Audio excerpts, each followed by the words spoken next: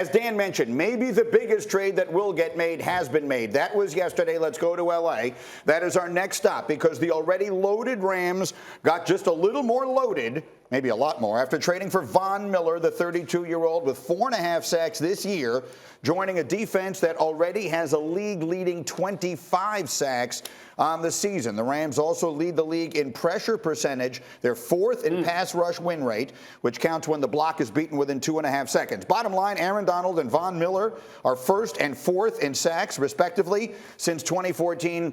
That creates a pretty scary thing. So, Jeff, just give me a sense now. You're an offensive lineman. You're getting set to go play this team this week. You got Aaron Donald and you got Von Miller to deal with. How are we feeling? It's a nightmare. And listen, when you think about when you start every offensive install meeting on Monday, it's how do we protect the quarterback? Most important guy on your football team. Listen, when you have two, and I know people don't, it is exponentially harder with three. And when I say that is because they can put matchups where they team up Donald and Miller, Donald and Leonard Floyd. That becomes, they think they can find the mismatch. And let me tell you what defensive linemen and Swagoo love to do. When they find that mismatch, they're going to exploit it all day. Everybody's raising their hand to go line up over that guard, that tackle. My turn. I'm trying to get my numbers up so I can get paid too. When you have three from the Rams, this is a scary thing. That's a big pickup by the Rams. Yeah, and so Swagoo, yeah. What is he doing? I'm preaching. I'm just preaching. Jeff Saturday preaching. Okay. You got to find that Here's victim. what a lot of people were saying to me, Marcus, yesterday, that the Rams, with that move yesterday, put themselves in the Super Bowl. So I'm going to put the pick bars up. Right now, which is the team to beat in the NFC? You know, we'll see what winds up happening if any other deals are made today. But Von Miller is a Ram. Marcus, who's the team to beat in the NFC? Answer the damn question, Greeny. Answer the question for me, G. You already know. I have a feeling we're going to put a star underneath his name. Is that right? Thank you. So I don't have to say it. Listen, this Von Miller move did make me nervous. I ain't gonna lie. It made me nervous as a fan of the Dallas Cowboys. But I also think about how the Dallas Cowboys went on the road and won. And it's more for me about giving up 16 points to the Minnesota Vikings than anything that happened offensively for the Dallas Cowboys. It let me know that this team is complete. They can play a muddy game. They can play a game where they don't blow a team out or they don't have the turnovers to shake the foundation of the game or the sudden change and things like that. And might I add, the defense for the Cowboys had two sudden changes where they gave up 0 points in this game. Yeah. They answered a lot of questions for me against the Minnesota Vikings, who is a very good offense. Yeah, the Cowboys defense has gone from opportunistic to maybe just flat out good.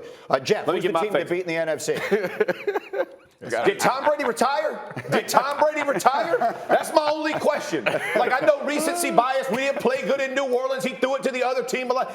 Last time I checked, he's holding up two hands with a bunch of rings on him. He ain't retired. Last time I checked, Tom Brady's still in Tampa Bay. Got to go. I picked him last year. I'm not getting off. I'm not like Domonique. I don't just jump off my team. I'm not a bandwagon guy. I'm riding with the Buccaneers. That's one vote each way. Nick. I mean, if you're not signing my checks, I owe you no loyalty. So I will jump off that bus in a hot second, and I'm jumping on with Swagoo and the Dallas Cowboys right now because I know that Von Miller is good, but he's not playing as well as Randy Gregory. I don't know if anybody's playing as well as Randy Gregory right now. Yes, sir. And Swagoo's point about that defense is important, but I'll take it another step. They knew that they needed that game. So you can go through 17 games and find a good defensive performance from every team, even the bad ones. They showed up without without Dak Prescott, with Cooper Rush at quarterback, and they said, if we're going to win this game, it's with the defense. The defense went out there and got it done. I'm a believer. I have no votes for the Rams so far. Dan. I'm not voting for them either. They look great. The Rams look great. My preseason pick, this is the Jeff Saturday school. Yeah. I'm sticking with my preseason pick of the Packers.